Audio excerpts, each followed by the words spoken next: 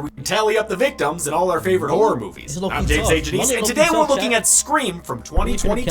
Hey, 1996 called. It wants its title back. After Wes Craven's passing in 2015, the Scream film franchise seemed done. There were a few seasons of a show on MTV, but while it shared the name and eventually the Ghostface mask, it was entirely disconnected from the movies. No Woodsboro, no Stab franchise, no Sidney or Gal or Dewey. It was its own thing. 5 years ago, I said I was fine. We'll do like one screen or like a couple streams a night on SFS.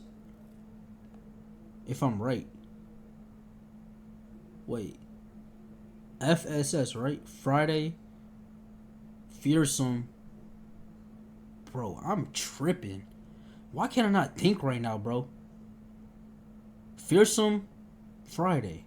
FSF. Yeah, Fearsome Friday. With no more Scream films getting made. I hope they never make a Scream 5 since Wes Craven wouldn't be involved, but if they do, you know I'll cover it on the kill count. But then I saw the news that the 5th film would be made by Radio Silence. Radio Silence is a filmmaking group consisting of directors Matt Bettinelli-Olpin and Tyler Gillette, and producer Chad Villella. I'm a huge fan, especially since they got their start making videos on YouTube under the name Chad, Matt, and Rob. From that, they went on to make one of the best segments in VHS, and in 2019, Ready or Not, one of my favorite horror films that year. It perfectly blended horror and comedy, making them an ideal match for Scream. Full disclosure though, I have become friends with those boys. When the Ready or Not kill count got blocked from a copyright claim, they personally messaged me as fans of Dead Meat and helped get the claim released. They then came to our apartment for an interview on the podcast and even attended our wedding last year. And of course, they asked Chelsea and I to do a favor for them, which wound up being a cameo in this movie. Obviously, my commentary will be biased, but I'll still proudly say this movie rules. As with all Scream films, Part 5 functions as excellent commentary on the horror genre. A decade after— Chat, alright, let me be honest, bro. The only reason why I'm here is because of Jenny Ortega, be honest with you. Wait, how many kills? It was 13, bro. It was literally 13. I had it right. Swear to God, it was 13. It was 13. You were off by 3. It was 13, bro. For Scream 4, there was plenty of new material to comment on. At the forefront, the idea of requels, which is why Scream 2022 has its simplified title and isn't called 5 Cream or whatever. It's a meta reference to legacy sequels like Halloween 2018 and Candyman 2021. Though these films have the same name as their original installment. Yeah, I know, bro. Damn it, I know, bro. Candyman low-key traumatized me, chat. When I remember seeing that movie the first time, I was so scared to go to sleep. They're not remakes or reboots like the movie Scream 4 commented on. Instead, they're new timelines for the series, serving as direct follow-ups to the original and ignoring the sequels that came between, sometimes even outright contradicting them. Wasn't it her brother? No, that's just a bit that some people made up to make him feel better, I think. Requels often bring back characters from the first film while introducing new ones to follow in future entries. The appeal of a requel is its simplicity. Audience members can watch one without doing homework to understand what's going on. Scream 5, which I'll still call it, they're not fooling anyone, isn't a strict requel since the previous sequels are still canon and referenced repeatedly. Last time it happened was in 2011. But it uses requel elements and makes them the subject of its meta commentary. Also up for discussion is so-called elevated horror, a serious contrast to the torture porn and cheesy slasher sequels discussed in Scream 4. Finally, the film touches on toxic fandom, the type of love for a property that turns into hatred when things don't go the way you want them to. Looking at you, some Star Wars fans. Scream 5 follows Sam Carpenter, a Woodsboro runaway who returns after a new Ghostface threatens her family. She's joined by new Did Jenny Ortega die off rip? returning characters in a film that pays constant homage to the series, from character relations to scene locations to replicating memorable shots. Some people thought it was too derivative, and sure, I would have preferred a few more surprises, but I understand the reluctance to be too drastically different. This is the revival of a beloved franchise, with new people in charge for the first time ever. There was probably a fear of pissing off the fan base, since these movies have always followed a formula. A very simple formula! I'm hoping Scream 6 will take some bigger swings, but in the meantime, Scream 5 is a welcome return to form. It's got a great pace, flowing from beat to beat seamlessly, and captures the same balance of humor and scares that the first film had. On top of all that, it's got some of the most brutal and bloodiest kills of the franchise, and it's my job to tell you how many there are. so let's get to I that. don't know, bro. If you don't get a dub, bro, you gotta go outside and run outside naked, bro. Like, but The movie begins all together For like now 2 with a minutes. phone call. No, The just run famous the street. face picking it up this time is And Jenna run like this Ortega hard. playing Tara Carpenter, named after Halloween creator John. Ortega's a 2-time kill count veteran who TikToked her way into our hearts with Wednesday. But ain't no Man. TikTok on this landline phone. Jenny Hello? Ortega, man. Is Christina there? This No, kid she's not don't know available. what May I take a grass message? is. Yeah, Oh my but, god.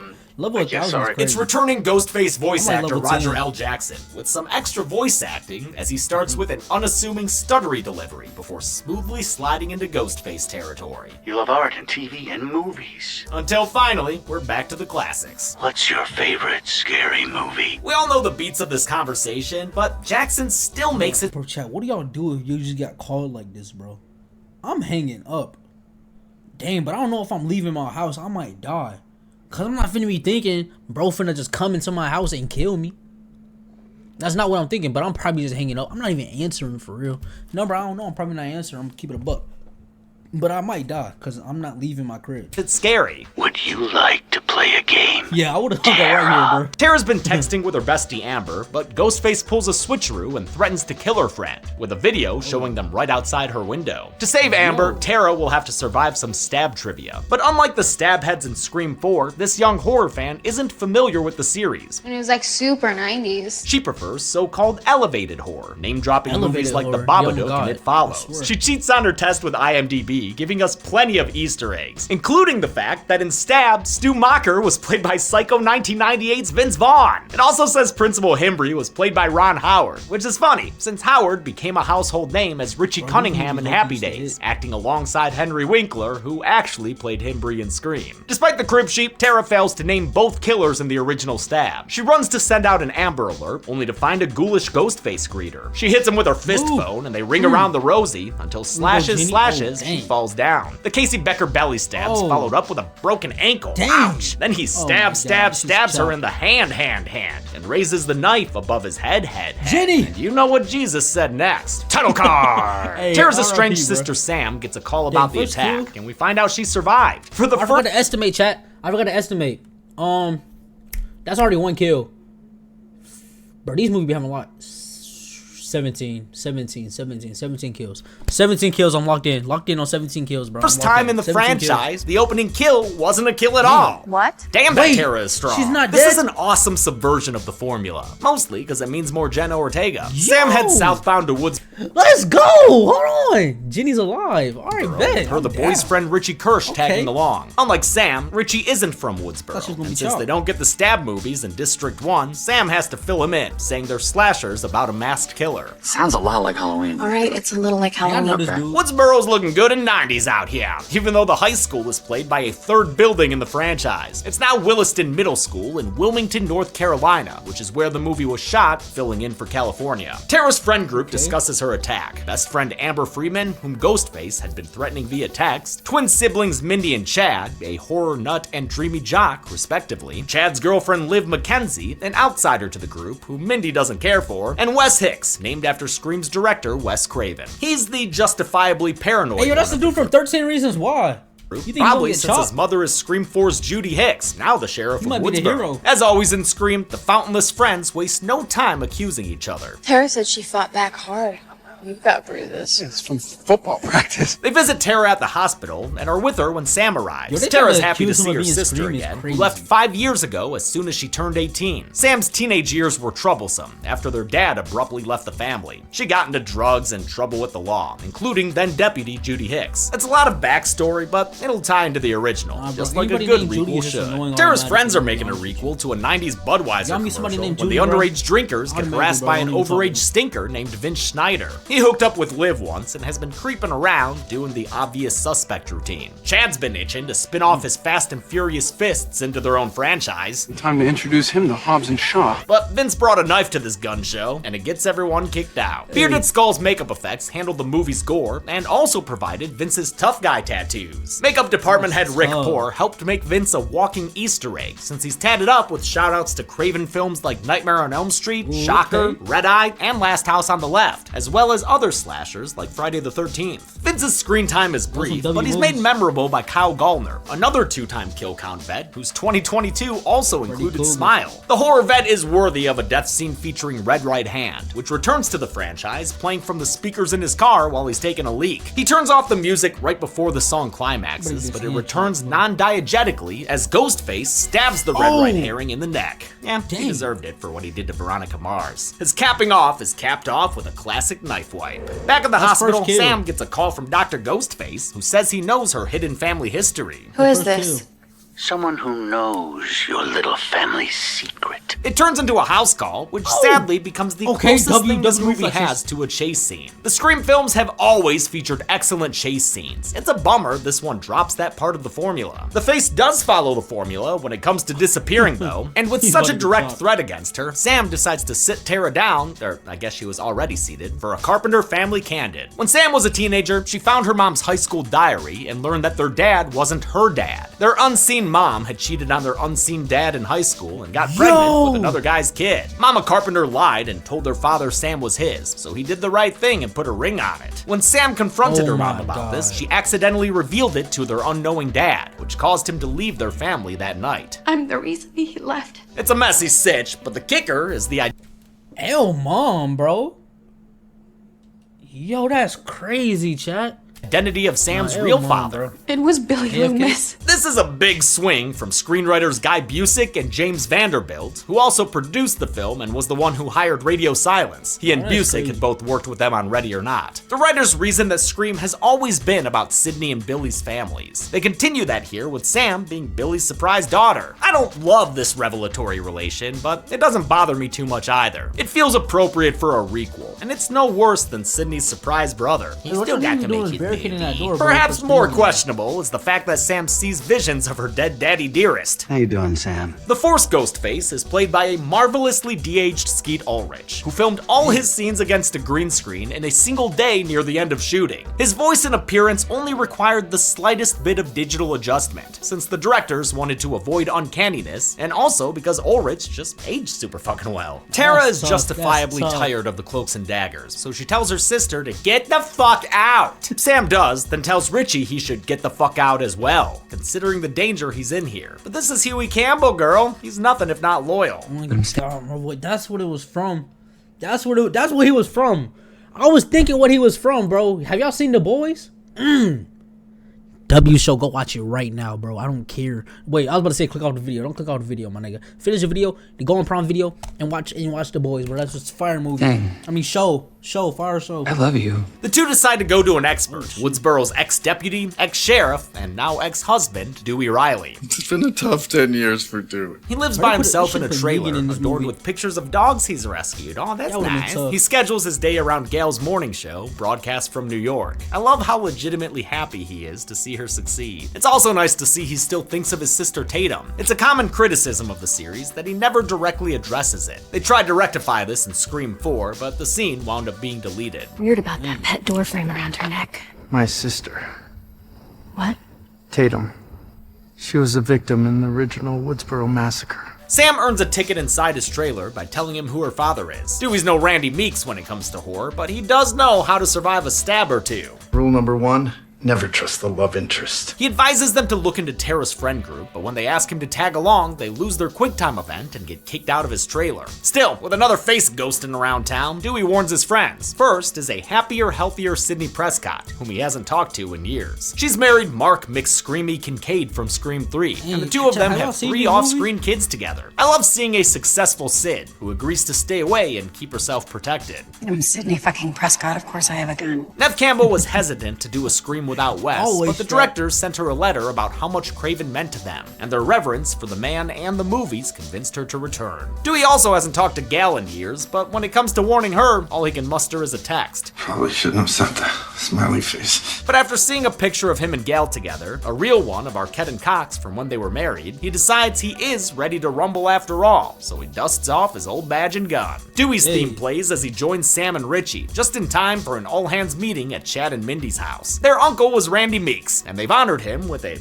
home theater? Hope it got that Dolby Atmos at least. Their last name is Meeks Martin, a hyphenated surname of their unseen father and their mother, Martha Meeks, Randy's little sister, played by Heather Matarazzo, reprising her role from Scream 3. She's so funny as she welcomes them to the dollhouse. Ooh, suspects. She and Dewey share a hug, reminding us that they've known each other going back at least 20 years. The twins aren't this movie's only characters with a famous uncle. That Vince guy was Stu Macher's nephew through Stu's never-before-mentioned little sister. These ties to the OG Scream crew lets Mindy know what the killer's aim is. Oh my god, he's making a requel. She channels her namesake with a meta Meeks monologue, talking about how legacy sequels have replaced remakes and reboots. Black Christmas, Child's Play, Flatliners. Why is she happy about that, work. bro?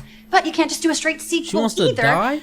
You I don't get it, chat. Why is she gotta happy? build She's something happy. new, but not She's too happy new, about or the internet goes bug a killer fucking coming nuts. after her. Jasmine Savoy Brown does an exceptional job as this movie's Randy stand-in. She talks about how Stab fans, especially the ones on 4chan and Reddit, rebelled against the 8th Stab, directed by Rian Johnson. It's a reference to how his Star Wars film, Episode 8 The Last Jedi, pissed off a lot of Star Wars fans who said it ruined the franchise. This dialogue no doubt doubly serves as Radio Silence's own worries when it came to making a Scream. To some people, the original is their favorite thing in the world. The movie that made them love horror. That statement is true for me and for directors Bettinelli, Open, and Gillette. They never got to meet Wes personally, but they say Craven and Scream is why they make horror movies in the first place. Radio Silence wanted the new Scream to harken back to the original, but still feel like a modern movie in 2022. After getting Kevin Williamson's blessing for the project, they brought in more crew members who had worked on Ready or Not, like composer Brian Tyler and director of photography Brett Jukowitz. Jukowitz shot with Panasonic anamorphic lenses, just like the first 4 films, to preserve the franchise's look. A month after shooting Scream, he'd be in Wilmington again, shooting The Black Phone for Scott Derrickson. Mindy says that requel rules mean legacy survivors can die, and that Sam might be the killer. I mean, she is the one with a ghost face daddy. Sam takes off and reflects on the situation with a mirror-obstructing, bloodthirsty Billy boy. Let's get out there, find out who's doing this, and cut some fucking throats! Sheriff Judy's out on a drive of her own, picking up dinner for her and Wes. On the way, she gets a hands-free call from a hands-on killer. What's your favorite scary movie? If you hear that voice chat, hang the phone up. I prefer animated films and musicals. Well, that's a shame. She probably can't appreciate the Psycho reference her son is wallowing in. Well, I thought she was fine in Scream 4. Scream 5 makes me really appreciate Judy Hicks as a fun, well-developed character. Marley Shelton plays her perfectly as a competent and content suburban mom. It's hilarious that even her texting style is in character, as is the decoration of her home, thanks to set decorator Helen Britton. The periodic table of vegetables is so her. And on top of it all, she's still making them infidel lemon squares. Ghostface threatens Wes, which is a good way to scare Judy. She treats him like a little bubble boy. She rushes back home to his aid, but Ghostface surprises her with some sugar and slice. I guess her suburb's just a little too sleepy, because this broad daylight brutalizing goes unseen. Damn, the sun really bring out Ghostface's sparkles, huh? Inside, Wes is too busy providing eye candy to know about his recent orphaning. He's played by Dylan Minnette, Jack Shepard's son in Lost, and previously seen on this show in Don't Breathe, the good one. There's an enjoyably drawn-out sequence with lots of playful fake-outs, until Wes gets to the front door and Ghostface screams, "Let me in." Wes puts up a fight, but Ghostface kills him by slowly but surely winning the struggle with a knife stab that comes out the other. Why are they always so strong, chat? Why are they always so strong, bro? Every time the killers side are of his strong. neck. Fuck! This movie's kills may not bro. be super innovative, but man are they graphic. Like, good who is stuff. the serial killer Sam in arrives at somebody, the bro? crime scene, Like, as damn. does Gal Weathers. And She's they back in always like Woodsboro, 6 foot. rocking a red tribute to We her can't even 90s count. They always They 6 foot. briefly bond over Judy Hicks's disdain for both of them, until Gal spots a certain ex-deputy poking around. Gal and Dewey's conversation clues us in about the past 10 years. When Gal got her show in New York, they moved there together, but Dewey only stayed for 2 months. He left her to return to Woodsboro, the reverse of their breakup between Screams 2 and 3. That was when Gal left Dewey because she couldn't handle staying in Woodsboro. Once again, it's a sad but believable fate for these characters who are as different as night and later that night. Just were meant to be in Woodsboro. And you were? Filming this scene proved to be an emotional experience for Cox and Arquette, given how their long personal history is so intertwined with these characters. The first take was too tearful to use, from both the actors and the crew. Sam calls up Richie, who's continuing his stab research on YouTube with someone we all know. That shit. That's dope. You heard right. Cool, That voice bro. was Matthew Lillard, They doing a put him vocal in the cameo as the movie. That's so flamethrowing Chrome Face. I'm just kidding. I was, of course, referring to how Kirby is confirmed to be alive in a suggested video. Hell Hell yeah! Okay. The scene also features Chelsea and me in a cameo. Yes, sir. And don't even get me started on Ghostface's signature new weapon. That shit is Chelsea even gets the meta joke about how Stab 8 was simply called Stab, just like this movie's title is Scream. And can we talk about the title? head out, bro. Stab? Alright, bro. Have a good night, What, bro. just like the original? Just call it Sweet Stab title, 8. boy. It's fucking Stab 8. You're not fooling appreciate anyone. you, bro. I appreciate you for tuning to the stream. We talked about it more in a podcast episode, but after a text from Radio Silence, we filmed this cameo on the previous podcast setup in our home. Then we sent it in and waited silently for months to see how it would get used. Again, coolest thing we've ever done with Dead Meat. We're playing fictionalized douchebag versions of ourselves on a channel called Film Fails. Decipher that for yourself. Dead Meat is listed in the suggested videos with a Ryan Johnson interview, alongside another video asking if Stu Macher is still alive, hinting at the aborted Scream 3 plot / current popular fan theory. Will we see him again? I have no idea. Sam realizes there aren't any cops at the hospital watching Tara. Shouldn't have trusted this guy to do it. I bet he left his post to go throw flyers all around town. She tells Richie to meet her at the hospital as she and Bear race to get there. They better hurry, since Sis is getting terrified among these empty hallways. Seriously, Woodsboro, y'all need to hire more doctors and nurses. Your hospital shouldn't look like a high school on a Sunday night. Not wanting to get super stabbed again, old Bloody Hands McGee wheels herself down the hall. I normally hate when horror characters are confined to a hospital. Cough, cough, Halloween's 2 and kills. But Tara is active enough to make it work. She finds the body of a police officer with a slit throat, gurgling and gasping as he dies out on the floor. She hides and hits Richie with a phone, dick, when he scares her opening the door. You hit me with a phone? Oh shit, then Ghostface is here! Taking out Richie, and, well, frankly, they don't need to do too much more to Tara. Ghostface activates their new mask-mounted voice changer so they can talk to Sam on Richie's phone. The older sis stalls them long enough to arrive so Dewey can provide cover fire. Unfortunately, Dewey's always been trained for torso shots. He's never been a huge fan of Al Snow. Doing what? When he remembers his Roman lesson, he sends everyone else down an elevator while he goes back to finish his 12-hour shift. Before Dewey can execute this possibly unconscious suspect, Ghostface strikes first with stabs to the gut and the back. No worries though, the Dewster's been stabbed plenty of times. Oh shit, wait, a kill graphic? Oh no, my eyebrow wiggling doom man. Say it ain't so! It's an honor. Oh fuck, it is so! God. Damn you, Ghostface! Damn you, Ghostface! The horror heartbreak piles on as Gail goes through slow mourning. Sam offers her condolences, but it's Sydney who provides a shoulder to cry on, having returned to Woodsboro because of Dewey's death and ready to go on the offensive to protect her family. God, I'm bummed that we never got one last scene with Sydney and Dewey together in person. Sam and Tara decide that the best way to survive is to Blow this pop stand. Good call. It worked for Joel the cameraman. Even though Sydney and Gail warn them that Ghostface will follow, Sam insists on taking Tara back home with her and Richie. On the way, Tara realizes she's you know missing. what I assist on? A AR-15. What are you doing? Go to the gun store and get some guns, bro, so you can kill Scream. What are you doing, bro? Where's the AR-15? Her inhaler. Not wanting to be caught off guard in case grenade. of Pennywise attack, the trio detours to pick up a spare at Amber's house. She's having a third act party there, a memorial for Wes Hicks that doubles as a tribute to director Craven. To Wes! Vocal cameos abound here, layered together in that Cheers. Lillard, Bettinelli, Open, and Gillette are in there, as well as previous Scream actors Jamie Kennedy, Hayden Panettiere, Henry Winkler, Adam Brody, and Drew Barrymore, who lent her voice earlier to another audio cameo as the school principal. Bro, I gotta rewatch the Scream movie. I haven't seen them in so long.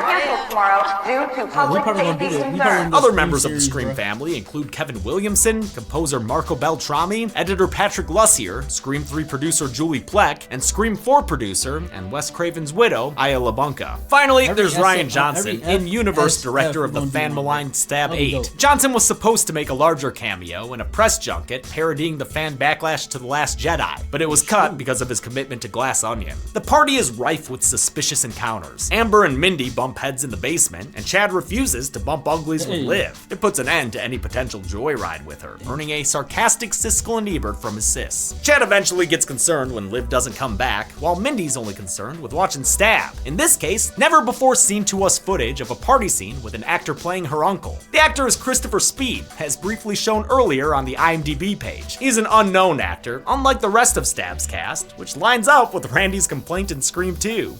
Joe blow nobody to play me. Also, holy shit, I can't believe how well they matched the clothing and the lore is fire.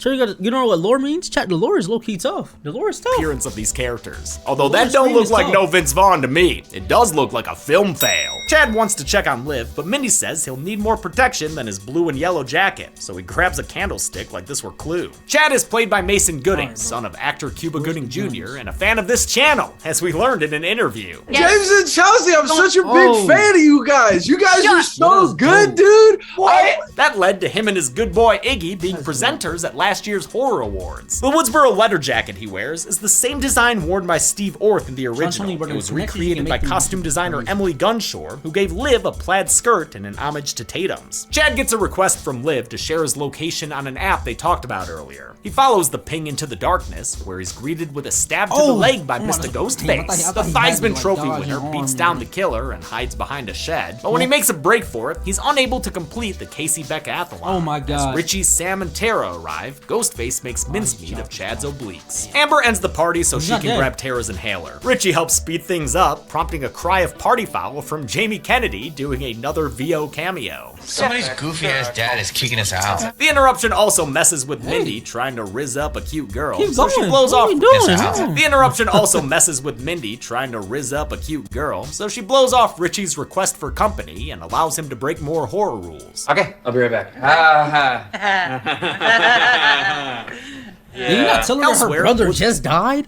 What the fuck? Burrow and Sidstein are following a tracking device Sid planted on Sam's car. A lot of people thought the legacy characters were underutilized, and to some extent that's true. But unlike Scream 4, this is an actual passing of the torch movie, meant to establish a new crop of main characters. It does that job well, and besides, Nev, Courtney, and David all make the most of the screen time they get. The legacy ladies reflect on the long path that brought them here, going all the way back to Gail's first book. I started all of this. No, you Didn't. Yeah, no you didn't, Gail. It was Billy Roman Loomis. Bridger. Whoa, Sid. Forgot about bro? That kind of amnesia earns you a film fail. I know Roman was a whiny bitch, but this is Scream 3 erasure. Huh. Maybe this is a real requel. Sid realizes where the Carpenters have stopped their tour, and it looks like things have only just begun. You're in Stu Mocker's house where your dad and Stu killed everyone. It's a fun twist if you didn't see the trailers, though it bugs me that this is a set, not the actual location. I'll admit, I didn't realize it the first time I saw the movie, even after having visited the real house in person. But once I did, I couldn't ignore how tight all the shots were. Not even this big reveal pull-out shot comes close to matching the sweeping crane shots from the first film. Still, it's an impressively accurate reconstruction of the house that left the legacy cast members emotional. I got a little teary, to be honest. The only thing off that I noticed was the basement door. In the real house, and in the first movie, that had been a pantry where Stu and Billy were hiding Papa Prescott. They probably used a set to save money, since this movie's budget wasn't as big as Screams 3 and 4. I know that building a set sounds expensive, but it often saves money in the long run over shooting on location. On a set, you can rig things however you want to, with as many holes as you need to get the lighting right. The set was built by production designer Chad Keith, who took the recreation seriously, even hand painting. Bro,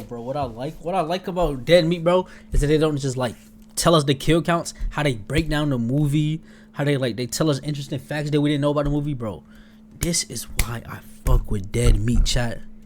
This is why, bro. Oh kitchen my tiles God. to match. Down to the T. It's exactly the replica of the original. He added bird art to the foyer in honor of Wes Craven. The set helped everyone bond too. They watched the first film on the lawn as Radio Silence projected it on the wall. Production was described as having summer camp vibes, with the cast and crew playing deception games like Secret Hitler. Some people would drop out at a certain point because they were like, they knew it would devolve into a shouting match. Like I would just scream at the directors. Returning to Stu's house gives us a meta maximalist version of Randy's couch shot. Hell, the Meeks niece is even wearing the same colored outfit as Ghostface makes his move. Her self-awareness kicks in and she actually turns around, giving Sam enough time to jump in and intervene. The supporting cast filters in, so accusations can start a-flying again. I'm not the fucking killer. Did he teleport away? What? So he turns around, giving Sam enough time to jump in and intervene. The supporting cast through a filters lamp, in, right? so accusations Can he teleport? What just happened? Can he teleport now? Giving Sam enough time I'm so to jump in confused. and intervene. The supporting cast They just threw a filters lamp in, at him, so accusations and can now he's start gone. flying again. I'm not the fucking killer. I know. Oh shit! Oh my! What the? Chat, what is happening? Welcome to Act 3. Talk about an explosive act break. Yo! Amber sent that nothing character back to oblivion. Outside, the cavalry arrives and arms up. You get a gun. You get a gun. That Amber chick, she gets a gun. Gail gets shot in the gun again. So Sydney's forced to head inside this nightmare house from her past on her own. She takes a call from the killer, but Sid's nearly 50 and sick of this shit. But you forgot the first rule of surviving a stab movie. Never answer the... I'm bored. Wait! Sid calls out for anyone there to leave, then opens fire into many a door. One shot hits Richie in the leg since he was hiding, but nothing a little compound V won't heal. Ghostface comes out and tackles Sydney over the railing, incapacitating both of them on the ground floor. She asks Richie to hobble his way towards the dropped gun, but the way Richie's taking those stairs looks awfully familiar. Is that because, fuck, Richie's the second goddamn Ghostface. Oh my god! What? It's a bummer it's me. For the first time since the OG, the BF is BF. Even though this one was way more of a goofy nice boy like Derek, this Billy is Billy, dope. who wore his psychopathy on his God, short white chat, sleeve. this is dope. For what it's worth, I think Jack Quaid plays both versions of this character exceptionally well. He's hilarious as the nice guy supportive boyfriend, and scary when he snaps as the killer. Richie and Amber, who are also dating apparently, take the after party to the kitchen to recreate the ending of the original I'm gonna have to watch it. They're huge fans of the series, and even met each other on the Stab subreddit. They're more annoying about Stab. Yo, what if niggas is like this on Reddit for real, and this happens in real life now? What if this happens in real life, bro? Yo, this... No, it's not funny, but it's like, nigga. Can fandom be toxic? They're pissed about how their beloved franchise has turned out and want to provide new real-life material they can adapt into another movie. They plan to pin their killing spree on Sam and her Loomis lineage. They bring in Gail from the front lawn and press a blade into Prescott. Oh man, quit stabbing Sydney, y'all! Amber goes to retrieve Tara, but instead gets a face full of crutch. Earlier, Sam had found her sister and untied her. Why do I look? You want to see the killers? Chaos, Sam gets away with Richie chasing after her. Amber battles with the legacy characters in the kitchen, where Sid washes out her potty mouth with a face full of hand sanitizer. The Team Terror regains the upper hand and strangles Gail, then gets stupidly spitty as she confirms that she killed Dewey. I can't believe I get to do you both. Is it believable that this Ghostface is the 5'3" Amber? That's what I was saying. That's what I'm about to say. This bitch is short. I'm sorry. This girl is short. The Ghostface is like 6'6". No, not at all. So yeah, I guess that'll earn this movie its third film fail. But whatever, man. Ghostface is mad tall. She's 5'3". There's no way. She brings the same unhinged energy previously provided by Matthew Lillard and Timothy Oliphant. Bro, I gotta the rewatch fight these heats movies, up, bro. and This Gail shit is avenges tough. Dewey by capping Amber's ass, unintentionally setting God. her ablaze for a fiery Oh finish. my God. First fire stuff. This is a fire. That's number one kill. That's Radio number one Silence kill. actually considered changing this scene since Madison has a similar fate in Once Upon a Time in number one Hollywood. kill. Ultimately, they decided it was a funny coincidence. That's number and one kept it kill, in. bro. Richie has followed Sam's that was blood trail fire. upstairs, and though she manages to disarm him, her gut wound proves to be a disadvantage. If only there were a weapon that she could. Ah, yes, a green umbrella, a classic. Oh wait, what's that dead daddy? Oh yeah, a knife's probably better. Sam wipes away Richie's smug smile by shish kebab in his cheeks. She proceeds to stab the ever-loving hell out of him. Oh my God, Seriously, it's I counted over. 21 stabs to the torso. That's one more than the amount in that kill at the end of Candyman. Richie stops her long enough to set up a one-liner. What about my ending? Here it comes. And a throat slit puts an end to his Vita. Sam punctuates the kill with a ghost-faced knife wipe, which would surely make her killer papa proud. That is one thing I don't love about this movie. The Ghost Billy stuff looks good, tough, but bro. it feels a bit too redemptive for a character who was interesting because of how evil he was. Sam's joined by her four when I'm sisters, done editing and these Sid vids, I'm barely probably has gonna watch time to say the they movie always come tonight. back before Sam's blowing brain bits all over the floor. Not concerning at all. Of course, we still have room for one last scare in the form of a Freddy Five Hammer. Talk about a diehard fan. She's still alive? She's killed by Tara with a Damn. I still prefer the Babadook. W. Jenny Ortega. What? Getting killed? Like, obviously. Mindy's wheeled out on a stretcher, having survived like Dewey did in the original. Even better, her twinsy Chad survived as well. Thumbs up for He's Survivor. alive? Right, Tara? Take us to a different hospital this time. Yeah, maybe one with people and lights. Sam says her goodbyes to her newfound gal pals, who should probably be getting medical attention. I mean, Gal got shot, Sydney got stabbed, and they've got those end-of-movie trauma blankets. I guess they'll be fine. Sam gives a parting glance to her non-canceled ghost dad before riding with Tara to the hospital. kill. We zoom out in a recreation of the OG's final shot with digital exterior extensions done by Redefine. The movie ends with one last tribute. I wanted 17 kills. I voted already, chat. I put my vote in 17. How many bodies got dropped like the number in the title of this film? Let's find out and get to the kills. Oh! What? No, not the kills. The numbers, Zoran. The numbers.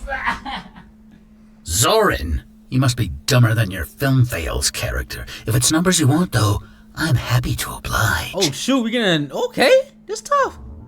I get it.